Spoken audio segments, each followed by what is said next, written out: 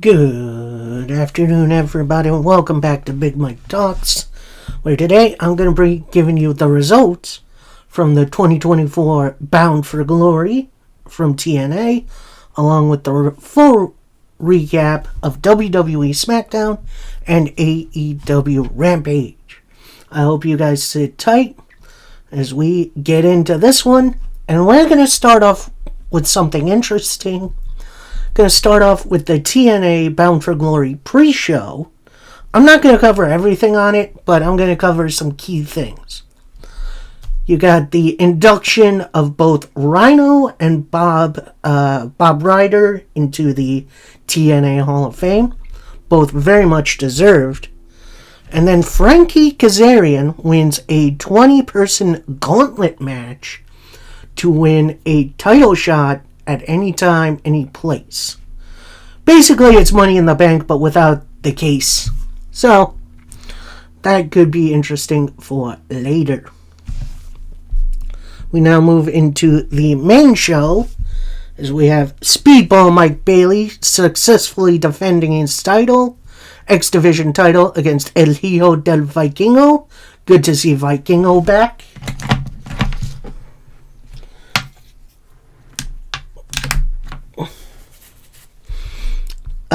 Spitfire, that's Jody Threat and Danny Luna, successfully defend their Knockouts title against Rosemary and NXT's own Wendy Choo, in which post-match Rosemary spears Wendy Choo out of her shoes.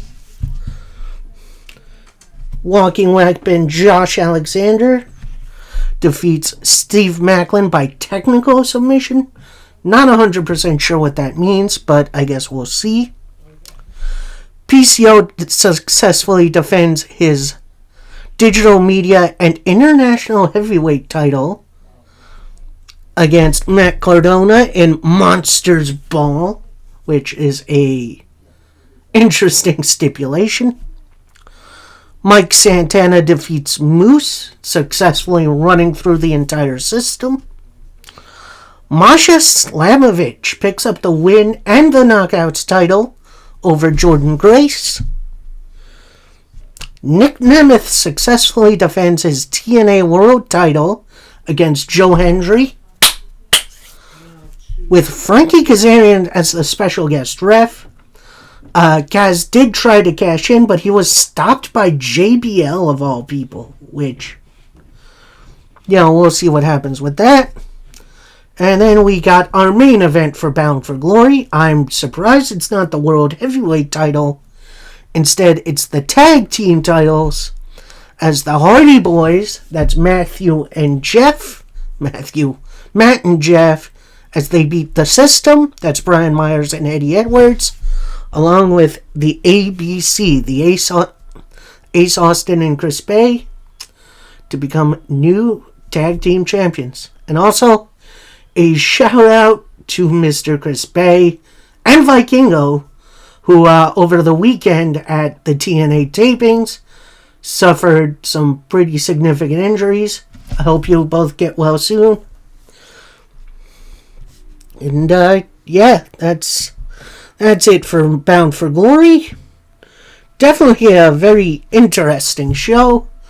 Then we go to the full recap. My full recap of WWE SmackDown, where once again, I'm going to kind of be covering the arrivals of superstars.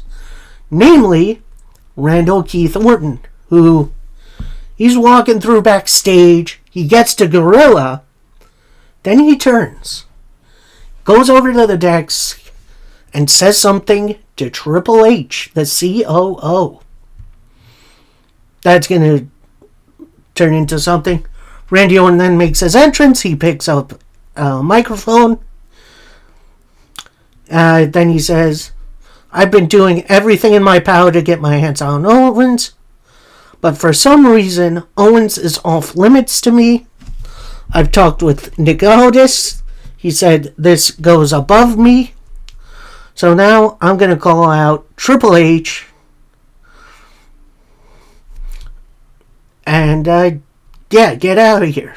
So Triple H comes out. We do see Gorilla Cam, which is hilarious. We see him actually kind of roll his eyes getting up from his desk. He makes his entrance, gets on the microphone, pretty much says, I would have preferred to have done this not out here, but I guess we're doing this now. Randy Orton then immediately kind of snaps and says, you're protecting Owens from me. Triple H then says, I'm just doing my job here. Orton then says, you've liked that guy from the start. Triple H then says, match isn't going to happen. Orton then replies, admit it you're protecting Owens and we're cool. Then Triple H reveals, I'm not protecting Kevin Owens from you. I'm trying to protect you from Kevin Owens. Which, that's an interesting reveal. Triple H then continues, I've known Owens for a long time, and he's all about business. He's never really had a friend in the business. But as long as they weren't in their way, he wouldn't do anything. But he let his guard down. He trusted you and Cody Rhodes. He likes you guys. But he feels like with your alliance with Roman Reigns, he feels like you turned on him. This is not the same Kevin Owens.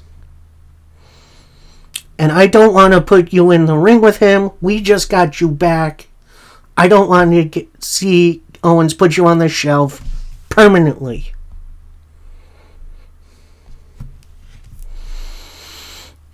Then Randy Orton replies, you know that's not going to happen. I didn't ask the COO to come out here and give you the advice. I wanted the game. I wanted the cerebral assassin. I wanted the guy who broke into my house with a sledgehammer and beat my ass on the front lawn.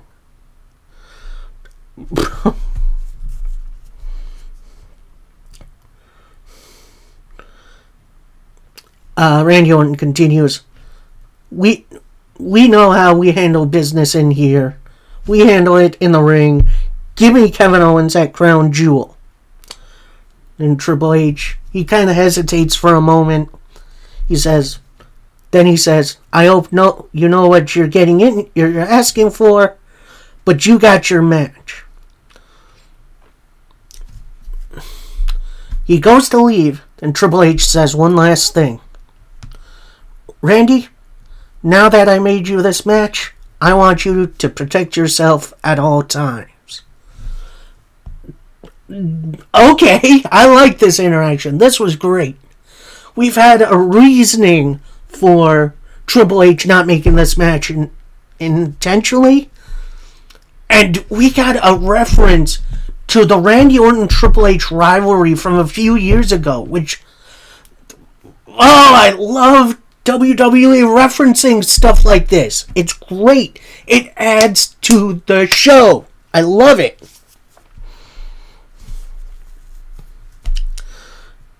Next, that opening segment was hype as heck. We then get a highlight reel of the Best of 7 series between Andrade and Carmelo Hayes, which was very, very good. We then go into Game 7. And starting off, our special guest referee, L.A. Knight. Yeah! So we see Game 7, Carmelo Hayes versus Andrade. And yeah, these two guys absolutely plotted against one another. With Hayes trying to get a cheeky count-out win, Andrade makes it back in. And then you see LA Knight kind of dragging Hayes off of a prone Andrade, pointing to him at the corner. Um, Andrade then hits the three amigos. The last one countered into a cutter, which that was awesome.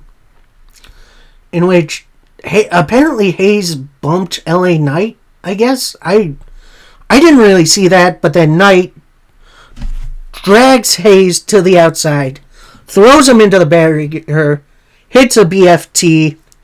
Then Knight goes over to the timekeeper's area, ding, ding, ding, ding, rings the bell, picks up a microphone, says, "To hell with Game 7. You guys are a couple of losers in here, but the only winner is me."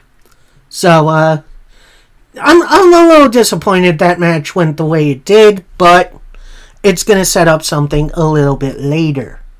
We're going to see that. Next, we see Tiffany Stratton and Nia Jax in the back, with Tiffany apologizing that she wasn't here last week. Then Nia's like, "Oh, that's okay. I'm glad you took some time back, but I need someone to wrestle Naomi." I initially thought that she said Bayley, but apparently it's Naomi. Tiffany volunteers. Then Nia says, "I actually have someone else in mind.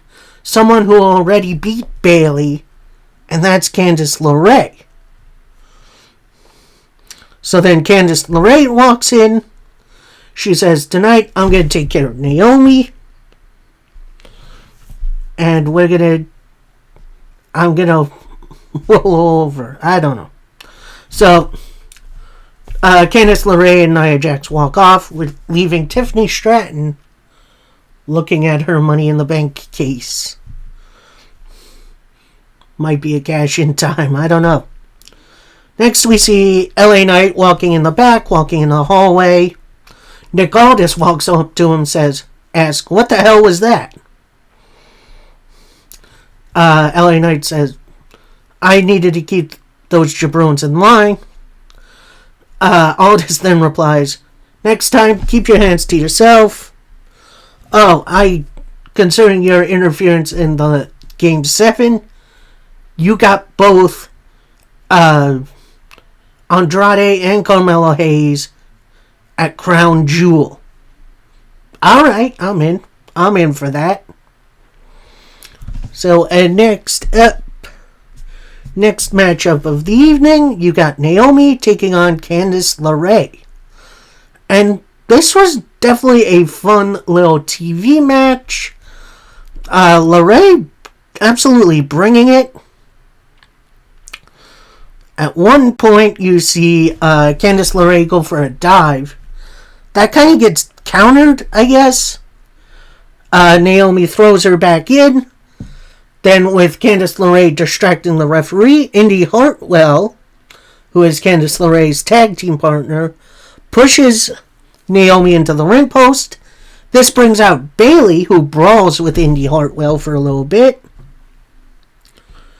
And this leads to I don't know what they call this finish. I'm just going to call it the Bubba Bomb, because that's what it is, for Naomi to pick up the win. So, I'm not sure if we're going to be pushing Naomi post-Crown Jewel.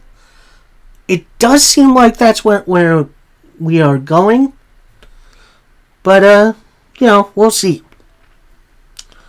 And then we go to the Cody Rhodes Gunther face-to-face. Cody Rhodes makes his entrance.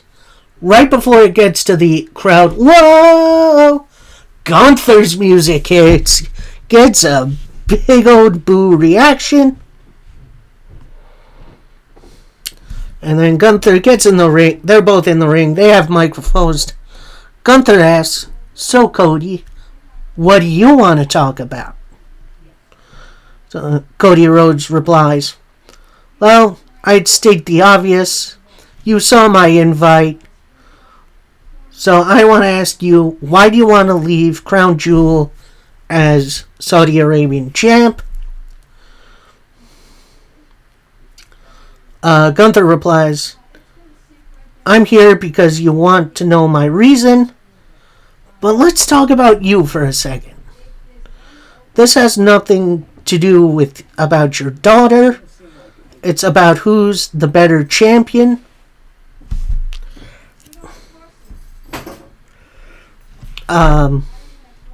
Then he continues, you don't understand. You dragged people closest to you into your business. You finished your story for Dusty. You want the Cena schedule afterwards. And you always want to make things more dramatic than they are. I'm the greatest wrestler in this company. My reasons is to live up to my own expectations. And and I want to know what your real reason is. Let's take all these people out of this and let's be real. Cody then replies, for a well-dressed man, that's the dumbest... that is the dumbest question I've ever heard. None of this exists without all of them. And you call my family dramatic? Have you seen my family? These people aren't called Cody crybabies for nothing. I'm glad they referenced that. That's funny as hell. Cody then asked, Gunther, where were you yesterday?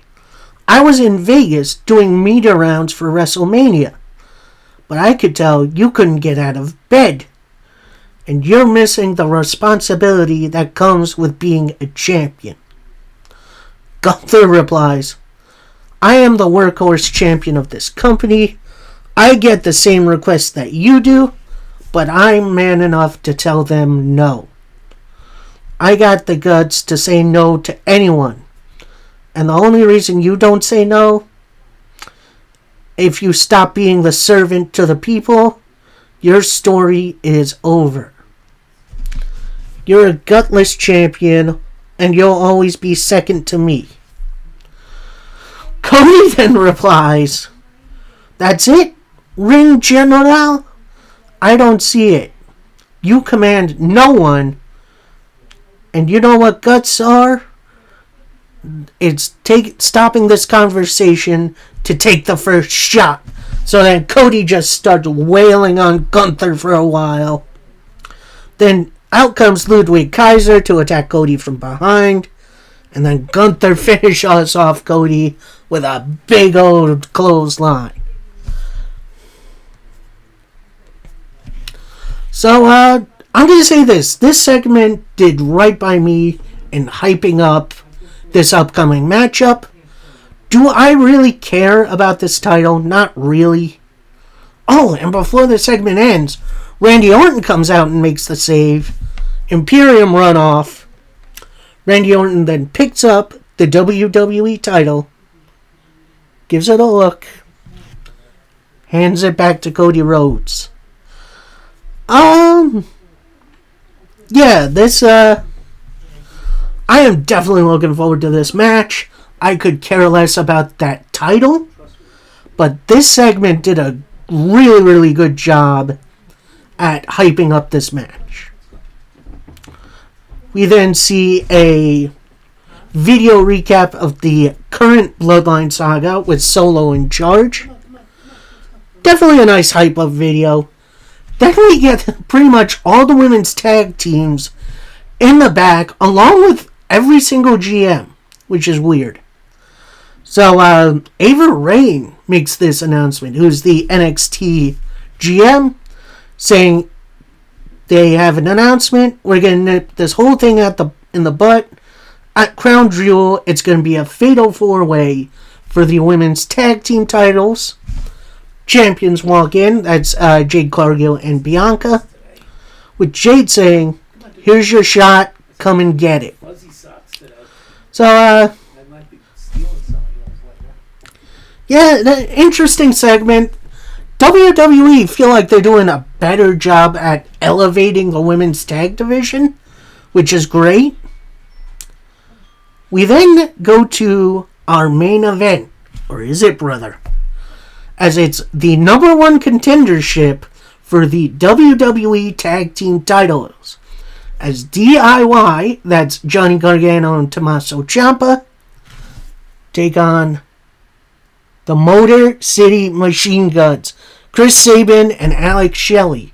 And apparently Sabin and Shelley had a hand in training Johnny Gargano. So that's kind of interesting. So, yeah, this match was awesome. They gave these guys a ton of time to pretty much do everything they could. But the finish comes with Tommaso Ciampa eating a super kick from Johnny Gargano. Shelley tries for a roll-up, only gets 2. Gets Sabin in, they hit Skull and Bones to become your new number 1 contenders. And honestly, I would have been happy about that. But out comes Nick Aldis, the Bloodline, so that's Solo Sikoa, Jacob Fatu, Tama Tonga Tongaloa, who are the tag team champions.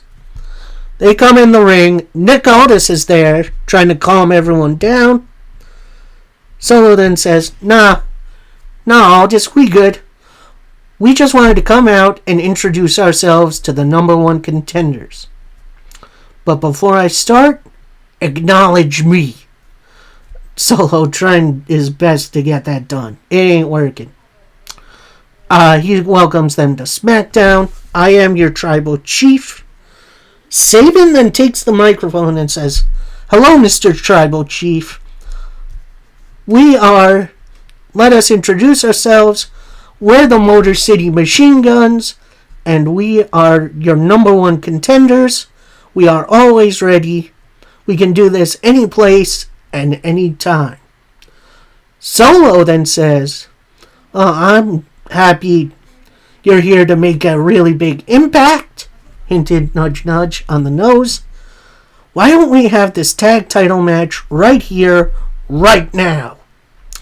All of this kind of gets between them, says, the Guns just had a well-fought match. They've given everything to the business. They're not 100% right now. Shelley then takes the microphone and says, Aldis, you know us. These tag titles are the most important thing to us. Let's do it. Aldis then asks everybody, do you want this? Do you want this? But more importantly, do you want this? Crowd gives it a big pop. Alright, let's get a referee out here and let's do this. So, ref slides in the ring.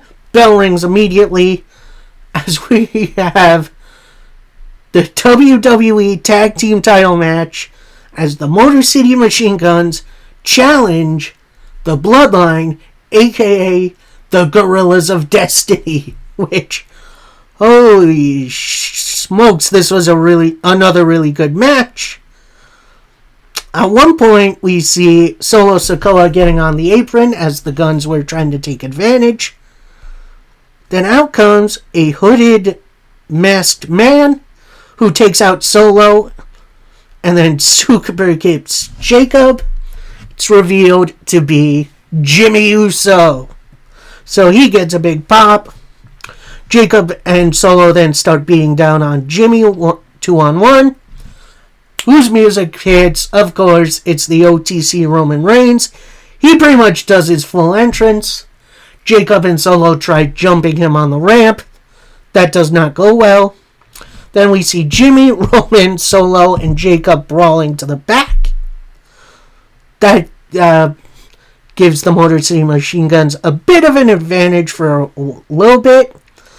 Then I think it was Sabin who was going for a corner move on one of the Tongans. I want to see it was Loa. But Loa pulls the referee in the way. Ref bump. Tama Tonga then hits a big old massive spine buster. Then Loa and Tama Tonga are talking. Tonga Loa gets a couple of chairs from ringside. Then out walks from the crowd another hooded superstar. hits a super kick on Tama Tonga, gets in the ring, hits one on Tonga Loa, gets the chair, couple of chair shots, then a spear, and it's revealed to be Jey Uso. And that gives the Guns the advantage, gets everyone back in the ring. Jey bails. Motor City Machine Guns with the Skull and Bones. So your winners and new WWE Tag Team Champions, Motor City Machine Guns. So I'm going to say this.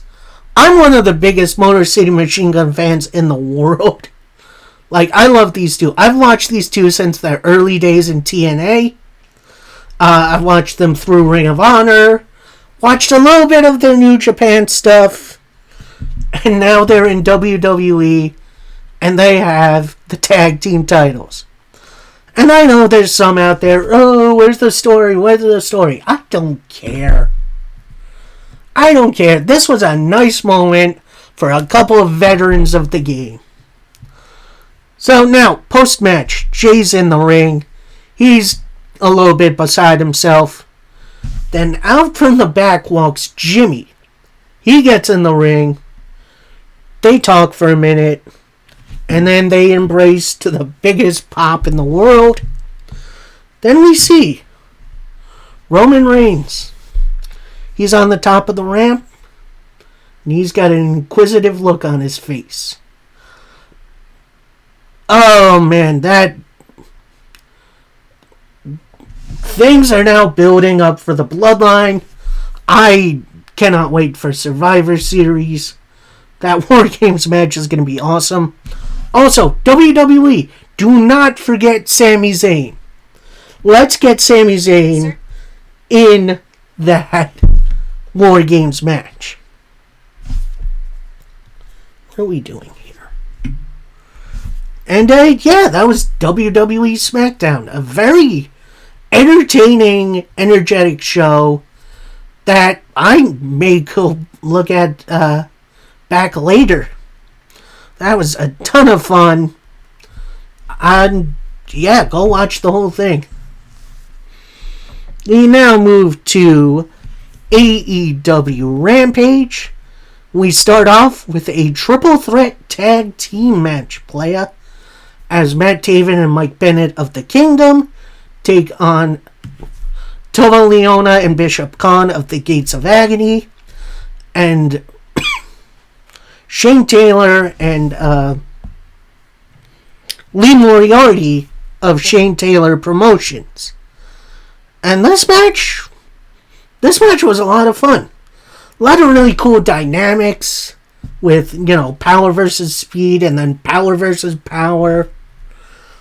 It's definitely was really fun. Finish comes with an open the gates from the Gates of Agony. But then Mike Bennett comes in, hits a Death Valley driver. Matt Taven with the frog splash. So your winners, we got the Kingdom. So, definitely a fun triple threat match. Hopefully this leads to something for the Kingdom, because they're honestly an underrated team. We got an interview from Beef. Yes, that is his name. He's giving an update on his second cousin, which is Anthony Henry. Saying he's all beat up. I've been trying to contact him all night. That's all I really know. But Mortis, they say you're the biggest beast that ever was. Well, I'm the biggest beef that ever was. Then in comes someone really interesting. Anthony Henry's regular tag team partner, JD Drake. Yeah. He comes in, pretty much says to Beef, "Good luck, kid. I'll see you out there." So it looks like JD Drake is taking over in managing Beef, which honestly, get the Workhorsemen together with Beef. I think that could be a lot of fun. Anyway, then we see in different part of backstage the Undisputed Kingdom and the Beast Mortis. And then I want to say it was Mike Bennett had a Beast Mortis mask on. With Roderick Strong stating, "Thanks for joining us, man. It bugs us that we weren't out there with you for your match. But tonight you got Beef, so if you beat him, you can eat him. And you can lead a beast to water, but you cannot make him drink." So, Undisputed Kingdom definitely still trying to recruit Mortis, but it does look like he's sticking with LFI. I'll explain why in a little bit. As we go into our next matchup, as Anna Jay takes on Layla Gray. It has definitely been a while since I've seen these two wrestle. It was pretty much an extended squash. Although Layla Gray did get some good stuff in. Eventually, Anna Jay wins with the Gory Special. So, fun little matchup. Not really much of anything, but I still had fun with it. Then we got something a little unexpected, as we had video highlights from Dynamite this week. AEW doesn't usually do that kind of thing, so maybe a little changing up in strategy. I kind of like it. We then go to the biggest, beefiest match I've ever seen in my life, as the Beast Mortis takes on Beef. And these two had an excellent matchup. While it wasn't, really that technically sound, seeing these two monsters going at it was awesome. With eventually Beast Mortis hitting the gourd on Beef with a little help from the rest of LFI. Post-match, the entirety of LFI, so that's Mortis, Roosh, and Dralistico, beat down Beef post-match. JD Drake is, at least at first, reluctant to help. Then he tries to get in the ring, but the numbers are way too much. So, LFI versus the Workhorsemen feud? That could be fun. Then we get our usual Harley Cameron backstage interview. With her saying, "Oh, big deal. I was never beaten by Statlander, and I was never beaten by Rosa. And I am pissed off, but you guys are pretty lucky too. I'm not La Mera Mera, and anything you can do, so can I." I know it's all over the place. I know it's pretty incoherent, but this character of Harley Cameron works for me. So I keep doing these backstage interviews. I think eventually the rest of the crowd are going to get behind it. We then have a Fright Night Dynamite hype video, which was absolutely awesome. That's going down this Wednesday. And finally, we make it to our main event of the evening, as we have Ricochet taking on Nick Wayne. And I think this might be my match of the week. Like, holy heck, they did pretty much absolutely everything. At one point, Nick Wayne was about to hit Wayne's World. Ricochet ducks out of the way. Goes for a moonsault. Nick Wayne rolls outside of the ring. Ricochet follows him. Mama Wayne gets in the way. And then Nick Wayne with a big old kick. Throwing Ricochet into the barricade.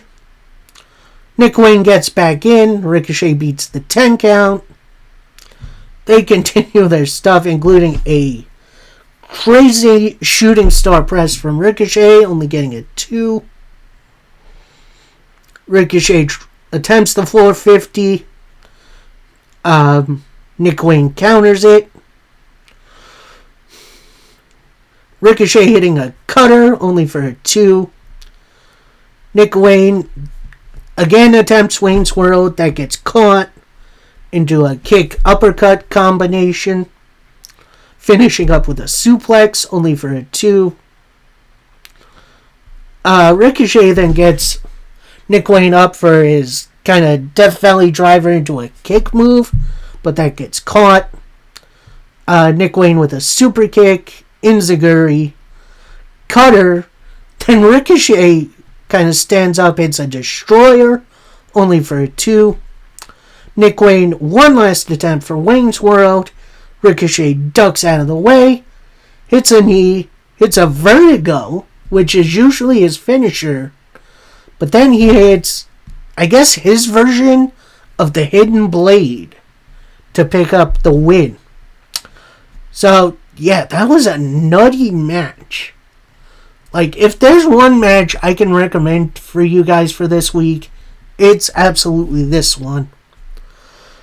Then, as Ricochet is celebrating, out comes Konosuke Takeshita. He's opening up his international title. And they stare down each other from the ramp as the show closes. Yeah, Rampage is a very, very interesting show. I know a lot of people have fallen off of the show. If I could say this, give it one more chance. I know it's currently not on the docket for the end of the year, but if you guys are going to watch anything on Friday, give Rampage a go. I know it's not the most important of shows, but it can be a lot of fun if you give it a chance. So, yeah, that'll do it for me. I hope you all absolutely enjoyed yourselves. This coming week, either I'm going to do it Wednesday or maybe on Thursday, going to give my predictions for WWE Crown Jewel. I don't know if I'm going to watch it immediately on Saturday. Maybe I'll do it a little later. Because for me it comes on at 1 o'clock. So I'll have that review either on Monday or Tuesday. My plan is for Monday, the following Monday. And then my review for... then I'll do my review for Raw and Power this coming Friday. And yeah, we'll see what goes on from there. Till next time, happy wrestling, everybody. Peace.